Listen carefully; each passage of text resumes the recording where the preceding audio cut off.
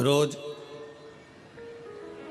शंकर के मंदिर में प्रतिदिन जाने वाले को और एक और चीज अपने स्मरण में रहे, अगर शिव के मंदिर नहीं जा सकते तो अपने घर में जो शिवलिंग है उस पर जल चढ़ाओ। और यदि आप अपने शंकर के घर में शिवलिंग पर भी जल नहीं चढ़ा पा रहे हो तो किसी बेलपत्री का वृक्ष हो, उस वृक्ष के नीचे भी जल चढ़ाओ। और कभी मौका मिल जाए, कभी भगवान शंकर की बड़ी करुणा हो जाए, भगवान शंकर की बड़ी उदारता हो जाए, भगवान शंकर की बड़ी कृपा हो जाए, बड़ी कृपा हो जाए, भगवान शंकर जिस दिन तुम्हारे ऊपर बड़ी कृपा कर दे, किसी सोमवार को 3 नियम बना लो। जिस दिन मेरा भोले बाबा तुम पर कृपा कर दे उस दिन सोमवार का एक नियम बनाओ कि महीने का एक सोमवार मुझे ऐसा करना है, 3 नियम धारण करना है महीने के सोमवार को। पहला, सुबेरे जाकर शंकर भगवान को 1 लोटा जल चढ़ाना है। दूसरा, दोपहर के समय पर जाकर मुझे बेलपत्री के वृक्ष के नीचे एक चावल का दाना रखकर बेलपत्री की 7, 11, 21, 108, 51 जितनी परिक्रमा आप लगा सकते हो वो लगाना है। और तीसरा, बेलपत्री के वृक्ष के नीचे और शंकर के मंदिर के दरवाजे पर मुझे एक घी का दीपक लगाना है। बस ये 3 नियम जिसने महीने में एक बार ले लिया, समझ लो उसको पीछे हटने की जरूरत ही नहीं, वो आगे ही बढ़े। महीने के किसी एक सोमवार का ऐसा नियम बना लो कि मुझे 3 नियम धारण करना है महीने के किसी भी एक सोमवार को। हम ये नहीं कहेंगे कि तुम सोमवार 5 पढ़ रहे हैं तो 5 को करो, 4 पढ़ रहे हैं तो 4 को करो, 3 पढ़ रहे हैं तो 3 को करो। तुम तो महीने का एक सोमवार का नियम बना। और मेरी जीजियों से, मेरी बेटियों से जो विदेश में रह रही हैं, जो कहीं बाहर रह रही हैं, कहीं बड़े शहर में रह रही हैं, जो रोज मंदिर नहीं जा सकते, हर किसी महीने के एक सोमवार को भी ये नियम निर्धारण थे तो उनसे कहेंगे कि 3 महीने में एक सोमवार का नियम बना लो। 3 महीने में नहीं बना सकते तो 6 महीने में एक सोमवार का नियम बना लो। और 6 महीने में नहीं बना सकते तो 1 साल में एक सोमवार का ऐसा नियम बना लो कि मैं साल का एक सोमवार ऐसा रहूंगी कि सुबह सोमवार के दिन मंदिर में जाकर जल चढ़ाऊंगी, दोपहर में जाकर बाबा को एक अक्षत का दाना रखकर, अक्षत का मतलब है कि बाबा मेरी दिनों दिन उन्नति करना। बेलपत्री के वृक्ष के नीचे जो अक्षत रखा जाता है वो उन्नति के लिए रखा जाता है। शंकर के शिवलिंग पर जो अक्षत रखा जाता है वो रोग मुक्ति के लिए रखा जाता है। अशोक सुंदरी पर जो अक्षत रखा जाता है वो संतान प्राप्ति के लिए रखा जाता है। षडानंद कार्तिकेय की ओर जो अक्षत रखा जाता है वो हमारे बच्चों की सुख समृद्धि के लिए रखा जाता है। विनायक की ओर, गणेश जी की ओर जो अक्षत रखा जाता है वो हमारे घर में कोई मंगल कार्य आ जाए उसके लिए रखा जाता है। और जो पीठिका होती है जिसपे शिवलिंग रखा होता है, पार्वती जी का हस्तकमल, उस पर अक्षत रखा जाता है तो नारी के अखंड सौभाग्य के लिए रखा जाता है। अक्षत रखने का भी तरीका है। एक चावल का दाना कहाँ रखा जाता है, क्यों रखा जाता है, कैसे रखा। अब कई लोग कहते हैं गुरुजी ये शिव महापुराण में आप ये नियम बताते हो, तरीका बताते हो। हम तो उनसे कहेंगे डॉक्टर के पास जाओगे तो डॉक्टर भी गोली लिखकर ये नहीं कह देगा कि ये सारी गोली एक साथ खा जा। डॉक्टर भी कहेगा ये गोली सुबह खाना है, ये गोली शाम को खाना है, ये गोली दोपहर में खाना, ये गोली भूखे रहकर खाना। बोला सही है कि गलत है? ये रात्रि को खाना खाने के बाद खा लेना, ये खाना खाने के पहले, ये नाश्ते के पहले। और सुनो, ये दवाई, ये वाली पीछे वाली जो दवाई लो ना इसको दूध से लेना, ये वाली जो दवाई लो ना इसको पानी से लेना। और सुनो, ये डब्बी है इसको पानी में मिलाकर फिर पीना। दवाई लेने का भी तरीका है, उसी तरह शिव महापुराण में एक एक अक्षत का भी तरीका है और एक एक बेलपत्री का भी तरीका है। अब मान लो कई लोग कहते हैं गुरुजी आप ये तरीका बताते हो शिव पुराण के माध्यम से, कई लोगों के मन में संशय जागता है, तो अगर हम एक साथ चावल चढ़ा दे तो उसका क्या तरीका है? तो हमारा निवेदन है डॉक्टर जो दवाई ले एक ही बार में निपटा जाए, एक ही बार में खा ले। दवाई एक बार में पूरी खा गए असर नहीं करेगी, इसमें डॉक्टर का कोई दोष नहीं है। उसने तो बताया था ऐसे लेना, ऐसे लेना। और तुमने मैं डॉक्टर साहब ने पूछा दवाई पूरी ली, शाम की दवाई भूल गई थी, सवेरे की दवाई भूल गई थी, ये दवाई भूल गई थी। डॉक्टर कहेगा हमने तो नियम बताया था, तुमने नहीं खाई तो असर कहाँ से करेगी?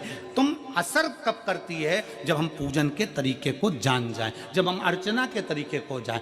आप साल भर का एक सोमवार निकाल लो, 6 महीने का एक सोमवार निकाल लो, 3 महीने का एक सोमवार निकाल लो, महीने का एक सोमवार निकाल लो, अपने से दिल में बन जाए तो एक सोमवार ऐसा निकालो जिसके 3 नियम धारण हो। पहला, उसी सोमवार जिसको कर रहे हो उस दिन सुबह जल चढ़ाना।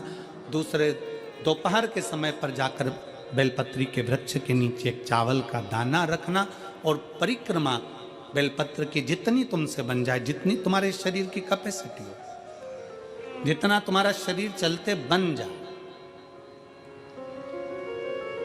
हम तो ये भी नहीं कहते कि तुम भूखे रहकर भगवान का भजन करो, हम कभी नहीं कहते।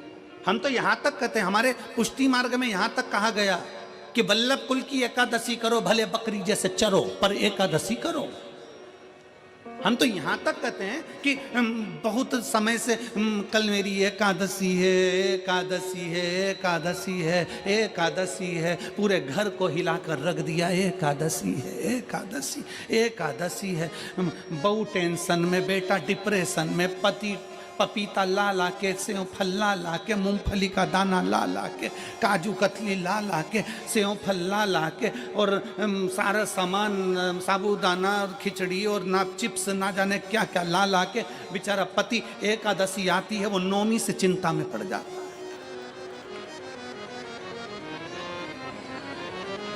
हम तो ये भी नहीं कहते कि तुम व्रत बहुत भारी करो, तुम व्रत उपास भी बहुत बहुत टेंशन वाला करो, ना ना ना।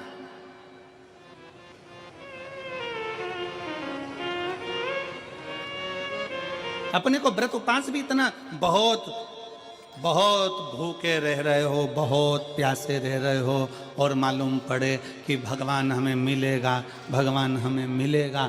भगवान कहता है कि देख भाई, मैं भी भूखा नहीं रहता, तू भी भूखा मत रहे, मैं भी चकाचक रहता हूँ, तू भी चकाचक रहे, मैं भी अपने। और भगवान शंकर तो ये भी कहते हैं कि अपना परिवार भी मत छोड़ो। मेरे पास में पार्वती भी, एक ही देवता है जो विथ फैमिली मंदिर में बैठता है। शंकर जी हैं तो पार्वती जी है, तो गणेश जी हैं, तो कार्तिकेय जी हैं, तो नंदी है, सब मंदिर के अंदर चाहिए। शंकर भगवान अपने पूरे परिवार के साथ। शंकर जी तो ये कहते हैं अकेले तुम क्यों रहते हो। शिव जी की एक बात अपने ध्यान में रखना, कितनी सुंदर बात है शंकर भगवान की, बहुत ध्यान में रखिएगा। आप जौहरी नहीं हो, हीरे को नहीं परख सकते। हम भी जौहरी नहीं है, हम हीरा को नहीं समझ सकते।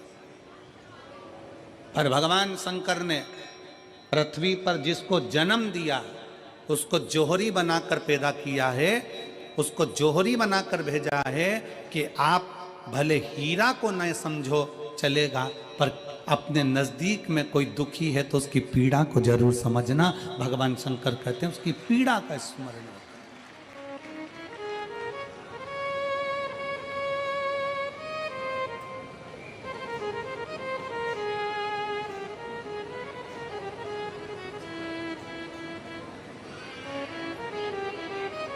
हीरा को समझो ना समझो, पर पीड़ा को जरूर समझिए, किसी के दर्द को जरूर समझिए, किसी के दुख को जरूर समझिए, किसी की तकलीफों को जरूर समझिए। पशुपतिनाथ का व्रत करते हो आप, 16 सोमवार का व्रत करते हो आप, संकट सोमवार का व्रत करते हो आप, शिवरात्रि का व्रत करते हो, सोमवार की अष्टमी का व्रत करते हो। उन व्रतों में सारे व्रत करो, मना नहीं है, पर उस व्रत में अपना पूर्ण समर्पण परमात्मा के प्रति रखो। केवल खाना छोड़ा है, अन्न छोड़ा है, भोजन छोड़ा है, और दिन में सुबह से लेकर शाम तक 2-3 बार तुमने कुछ ना कुछ पाया है, वो व्रत हो सकता है आपकी दृष्टि में, पर हमारी दृष्टि में व्रत कौन सा है।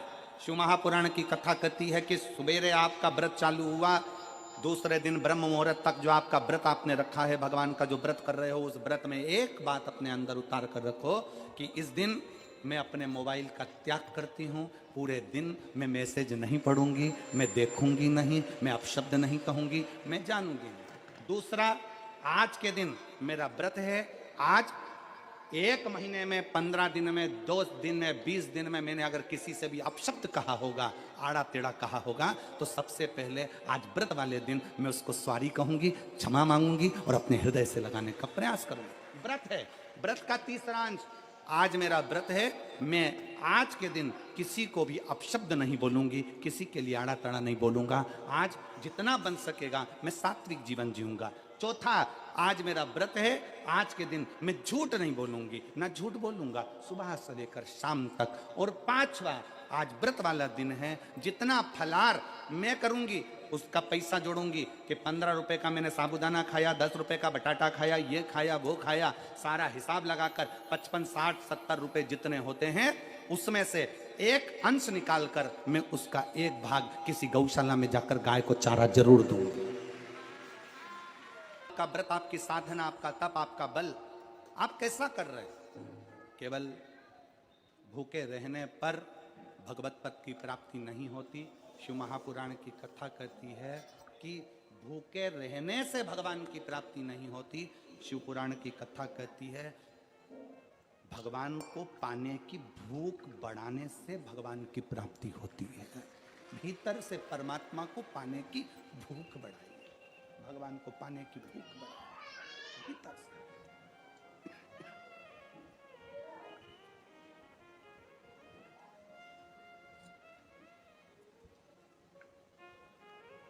व्रत करो मना नहीं, तप करो मना नहीं, साधना करो मना नहीं, पर उस तप साधना में, व्रत में परमात्मा को पाने की ललकता हो आपके भीतर, भगवान को पाने की ललकता हो आपके भीतर, भगवत पद को पाने की ललकता हो आपके भीतर, तो भगवान।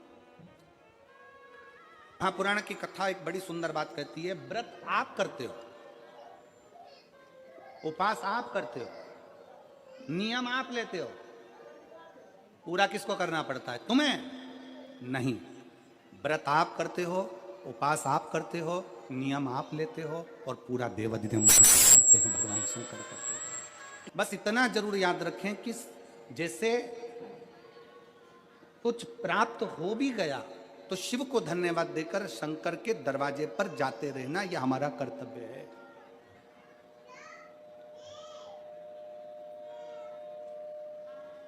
एक बहन जी ने पत्र लिखा था कल। उस पत्र में बहन जी ने लिखा कि शिव महापुराण तप का मतलब क्या होता? चलिए, उपास का मतलब बताओ। खाना छोड़ देना व्रत नहीं है, दूसरे का धन छुड़ाकर खाना छोड़ देना व्रत है। शिक्षा दे देना, किसी को चिकित्सा की जरूरत है उसकी चिकित्सा में थोड़ा सा धन लगा देना, कोई रोते हुए के आंख के आंसुओं को पोंछ देना, किसी के दुख में खड़े होकर उसको खुशियां प्रदान कर देना, ये दुनिया का सबसे बड़ा व्रत है, सबसे बड़ी साधना, सबसे बड़ा तप। मन साफ है तो सारी गलतियां माफ है, और अगर मन ही साफ नहीं है तो गलती कौन माफ करेगा भाई? हम भी तो अपनी जिंदगी में एक नियम बना सकते हैं कि मैं श्री शिवाय नमस्तुभ्यम का जाप करूंगी। मेरी कॉलोनी में कोई शंकर जी का मंदिर है, हम 5-10 महिलाएं प्रत्येक सोमवार को 10 मिनट बैठेंगी। शाम के समय प्रदोष काल में 6 बजे 6:30 बजे बैठेंगे, 6:45 बजे 15 मिनट बाद उठ जाएंगे, श्री शिवाय नमस्तुभ्यम का जाप करेंगे, शंकर जी को भोग लगाएंगे। अगर एक हफ्ते में 5 सोमवार पड़ते हैं तो 5 महिलाएं अपना नियम बना ले कि आज का प्रसाद थोड़ा सा, कुछ भी शक्कर, खड़ी शक्कर, कुछ भी मैं लेके आऊंगी, माँ भोग लगाएंगे, अपन 5 मिलकर श्री शिवाय नमस्तुभ्यम जपेंगे, प्रसाद बांट देंगे, अपने घर चले जाएंगे। ज्यादा ढोंग प्रपंच नहीं, दिखावा नहीं, कोई एक नियम। हमारे नजदीक में शंकर जी का मंदिर है, हफ्ते में एक बार नियम बनाएंगे, उस मंदिर में सफाई करेंगे। हफ्ते में एक बार नियम बनाएंगे, अपने नजदीक के शंकर के मंदिर को साफ करेंगे, क्लीन करेंगे। एक नियम अपने अंदर बनाओ शिव के प्रति।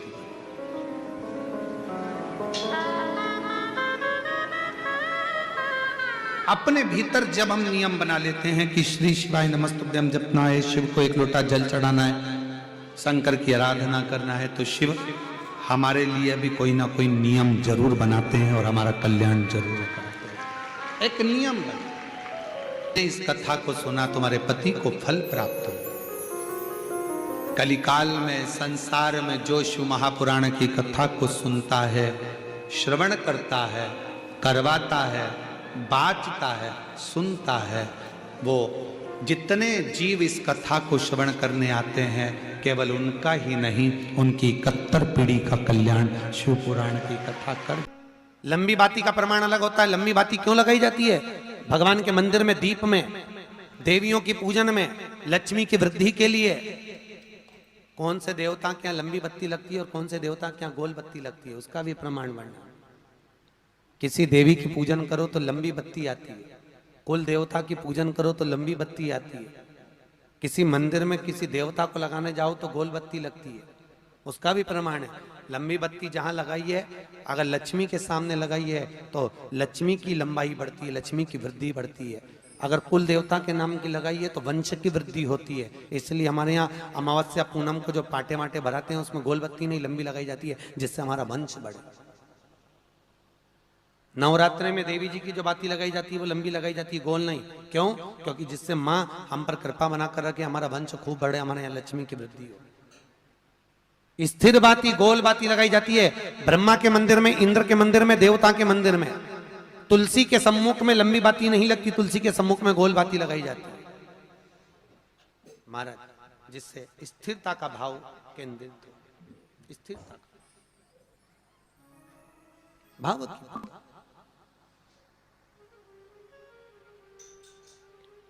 पीपल के वृक्ष के नीचे कभी लंबी बाती नहीं लगती, बड़ के पेड़ के नीचे कभी लंबी बाती नहीं लगती, आंवले के पेड़ के नीचे कभी गोल बाती नहीं लगती।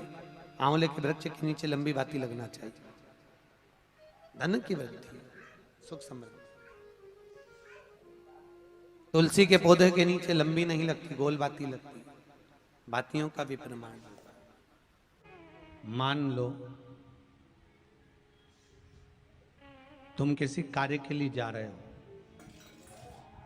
5 बार 6 बार तुम उस कार्य के लिए होकर आ गए, या किसी से अपना पैसा लेना है और तुम उसको पास 50 बार होकर आ गए हो, भैया पैसे कब देगा?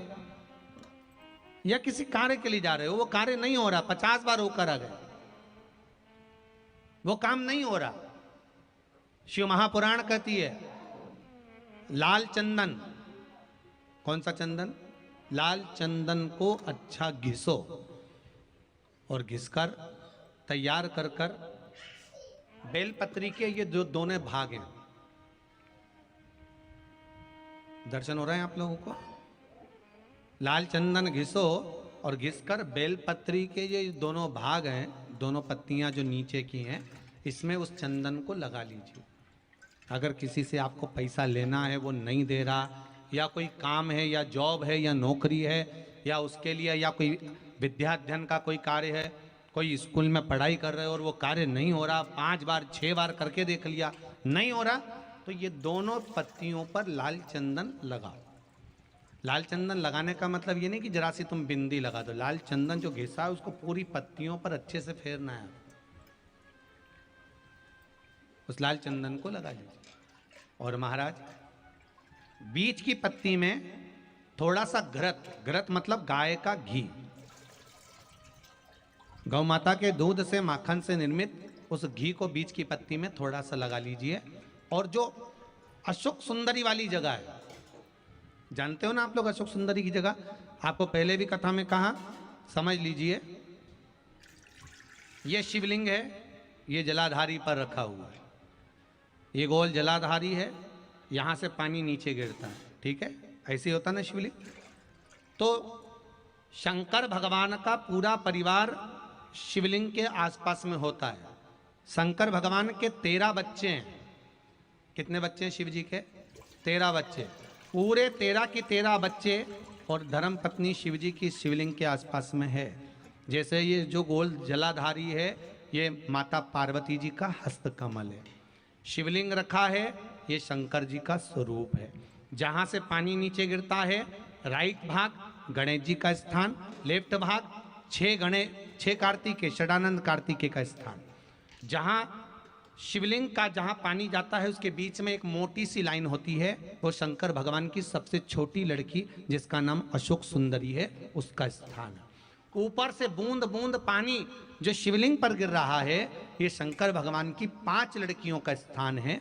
जया, विषहरा, शामली बारी, दौतली और देव। ये शंकर जी की 5 बेटियां हैं जो भगवान शंकर के ऊपर पानी की एक एक बूंद गिराती हैं महाराज। तो शिव जी की जो सबसे छोटी लड़की है अशोक सुंदरी, उस अशोक सुंदरी वाली जगह पर इस बेलपत्र को प्रदोष के दिन या सोमवार के दिन आप घी वाली बेलपत्र को अशोक सुंदरी वाली जगह पर रखकर, ये जो चंदन लगी हुई बेलपत्र है इसका मुख ऐसा सीधा की सीधा रखोगे तो गणेश जी की ओर हो जाएगा, षडानंद कार्तिकेय की ओर हो जाएगा। अपनी कामना कर कर जिससे धन लेना है, पैसा लेना है या जो कार्य निकालना है वो नहीं निकल रहा, बहुत प्रयास कर लिया, अदालत में 50 बार हो जाए, काम नहीं हो रहा, तब इस बेलपत्र का प्रयोग करना, बाबा से विनती करना और विनती कर कर वापिस सजाना। केवल 2 प्रदोष या 2 सोमवार कर लीजिए, बाबा आपकी मनोकामना पूर्ण कर देगा। उस बेलपत्र का सुख प्राप्त होगा। बेलपत्र पर इतना याद रखना, जो चंदन लगा हुआ भाग है वो नीचे होना चाहिए, अशोक सुंदरी की ओर। गरत का भाग अशोक सुंदरी की ओर होना चाहिए, नीचे की ओर, नहीं तो मालूम पड़े तुम ऊपर उल्टा रख दो उसको।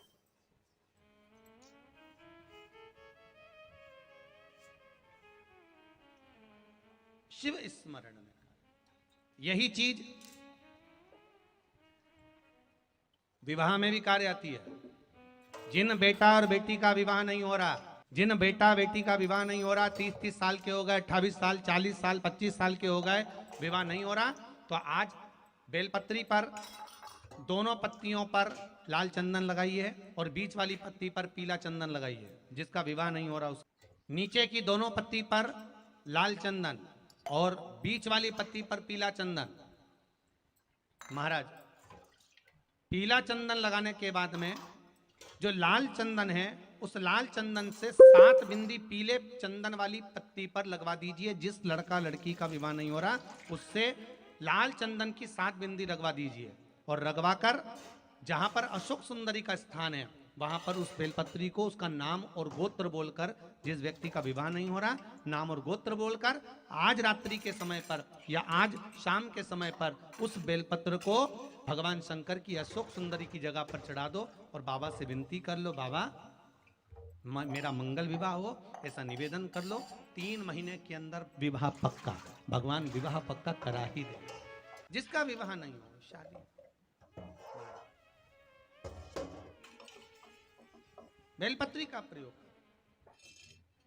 बस दोनों में अंतर है घृत का और पीले चंदन का। 7 बिंदी लाल चंदन की जब पीला चंदन लग जाए, 7 बिंदी लाल चंदन की उससे लगवाओ जिसका विवाह करना है। जिसका विवाह नहीं हो रहा उससे लगवाइए, फिर भगवान को समर्पित। दोपहर के बाद अगर हम बेलपत्र को तोड़कर शंकर भगवान को समर्पित करते हैं तो शिव उसे स्वीकार नहीं करते। फूल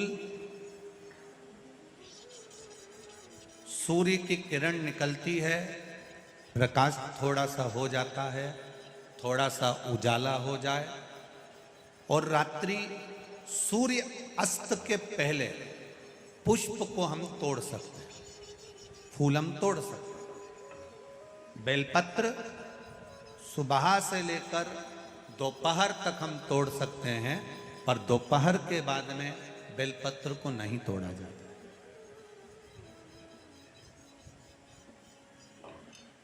चतुर्थी, अष्टमी, नवमी, द्वादशी, चतुर्दशी, अमावस्या, पूर्णिमा, संक्रांति, ये ऐसे पर्व हैं जिस दिन बेलपत्र को नहीं तोड़ा जाता। पुरानी बेलपत्र 1 महीने पुरानी भी रखी है। पुरानी बेलपत्र मंदिर के बाहर भी अगर निर्माल्य में उतरी हुई बेलपत्र किसी डलिया में पड़ी है, बहुत सारी बेलपत्र अगर किसी ने ले जाकर निर्माल्य को कहीं ले जाकर पटक भी दिया है मंदिर के कोने में, वहां से बेलपत्र उठा लो, उसको धो लो, साफ कर लो, वापिस ले जाकर महादेव को चढ़ा दो, वो स्वीकार कर लो।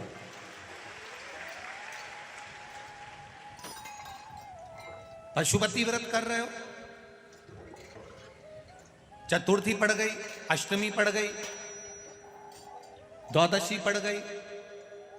बच्चों से मत कहो कि बेलपत्र तोड़ कर लाओ, बच्चों से कहो जाओ शंकर जी के मंदिर में कहीं डलिया में कहीं एक आध दो बेलपत्र भी, एक बेलपत्र भी अगर कहीं साइड में पड़ी हो उसको उठा लाओ, धो बाबा के थाली में रख लो और पशुपति व्रत पर भी चढ़ा दो। दोपहर के बाद में पूजन करने जा रहे हो, बेलपत्र दोपहर के बाद ना तोड़वाइए। फूल सुबह प्रकाश होने से लेकर रात्रि को, शाम को जब सूर्य अस्त हो उसके पहले फूल आप तोड़ लो, मना नहीं है, दिन भर का समय आपके पास है, पर रात्रि में फूल नहीं तोड़ा जाता। शंकर भगवान पर समर्पित कोई प्रसाद शिव जी को चढ़ाया गया, कोई प्रसाद रात भर नहीं रखना चाहिए।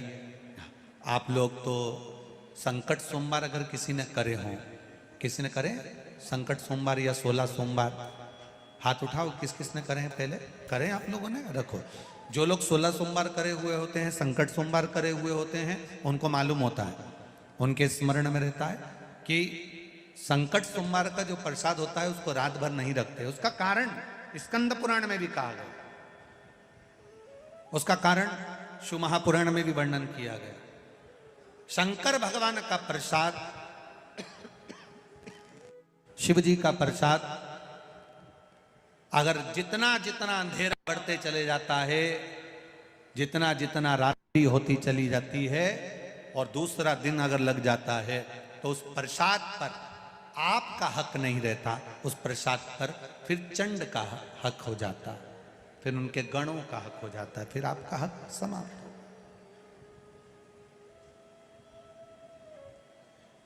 तीसरी बात का स्मरण करिएगा, एक तो बेलपत्र दोपहर के बाद ना तोड़िए, दूसरा पुष्प रात में ना तोड़िए, तीसरा चतुर्थी, अष्टमी, नवमी, द्वादशी, अमावस्या, पूर्णिमा, चतुर्दशी, संक्रांति, इस पर बेलपत्र ना तोड़िए।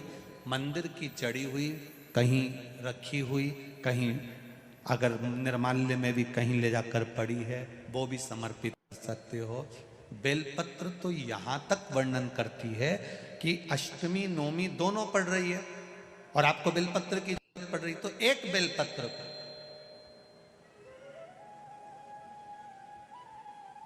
आप, एक बेलपत्र को या तो वस्त्र में संजो कर रख लो, रख सकते हो, संभाल के रख लो, ना बने तो तुम्हारी जो पाठ पढ़ने की पुस्तिका होती है, जिसको तुम भजन गा लेती हो, पढ़ लेती हो, राम रक्षा स्तोत्र, हनुमान चालीसा, गोवर्धन चालीसा, जो पढ़ लेती हो, वही उसी में रख लिया और वही बेलपत्र वापिस हमको प्राप्त हो गई, हमने वही शिव जी को वापिस चढ़ा दी और उससे हमको फल की अनुभूति प्राप्त हो गई। जरूरी नहीं है तोड़े, बेलपत्री पूर्ण ना मिले। एक समय ऐसा आता है कि बेलपत्रियों को कीड़े खा जाते हैं, खंडित हो जाती है, सूख जाती है, बेलपत्री पूर्ण ना मिले।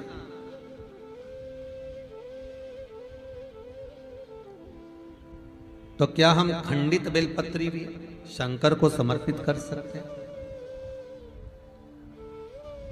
देखिए प्रश्न कितना सुंदर है उसका। प्रश्न केवल एक व्यक्ति के लिए ये प्रश्न नहीं होता, ये प्रश्न जो करे जाते हैं ये जग कल्याण के लिए, सभी के लिए। मान लो अगर बेलपत्री साबुत नहीं है, बेलपत्री कहीं कीड़ा खा गया, कहीं बेलपत्री खंडित हो गई, कहीं बेलपत्री में कुछ तकलीफ है, मान लो कीड़ा हो गया या कुछ हो गया और वो खंडित है, तो क्या हम उसको ना चढ़ाएं कि चढ़ाएं? और बेलपत्री मिल ही नहीं रही है और बेलपत्र हमें प्राप्त ही नहीं हो, ऐसी दशा में हम क्या कर सकते हैं? तो शिव महापुराण की कथा कहती है यह भी जरूरी नहीं है कि आप बेलपत्र समर्पित करें। कितना सुंदर कहा है शिव महापुराण की कथा में कि हम ये भी नहीं कह रहे कि बेलपत्र आप समर्पित करें। अगर बेलपत्र खंडित है, टूटी पड़ी है और आपके पास में नहीं है, तो शिव जी की चढ़ी हुई बेलपत्र को धोकर शंकर पर चढ़ा दें। उसने दूसरा प्रश्न लिखा, मान लो मंदिर में भी बेलपत्र नहीं हो तो। बहुत अच्छे प्रश्न है ये। मंदिर में भी बेलपत्र ना हो तो कितना सुंदर कहा। एक भजन आप लोग गाते हो कि मन मेरा मंदिर, आंखें दिया बाती, होठों की है तालियां, रोम फूलवाती।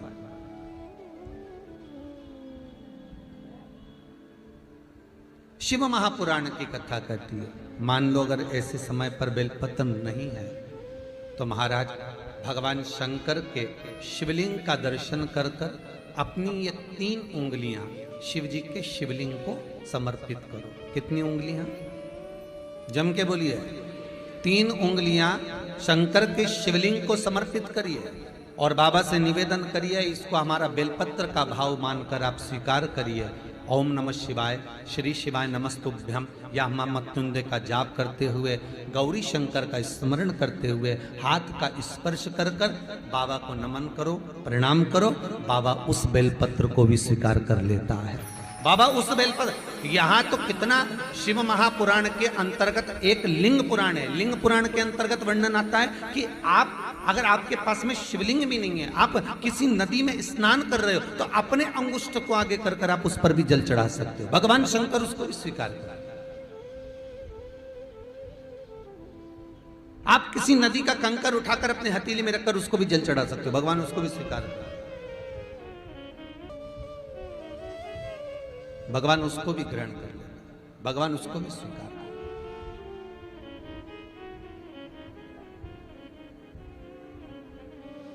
जैसे गाय के दूध में पड़ा हुआ बेलपत्री का एक पत्ता चांदी के पात्र में दूध हो गाय का, उसमें एक बेलपत्री का पत्ता पड़ा हो और शिवरात्रि के दिन या तो दोपहर के 12 बजे या रात्रि के 12 बजे हाथ में लेकर अपने घर के चारों तरफ घुमाकर उसको ले जाकर अपनी कामना कर कर समर्पित कर देने से, उस दूध को, उस बेलपत्र को चढ़ा देने से जैसे लिंग पुराण कहती है कि मनोकामना पूर्ण हो जाती है, उसी तरह हाथ के स्पर्श मात्र से उस शिवलिंग पर बेलपत्र का भाव समर्पित हो जाता है। मात्र स्पर्श मात्र से।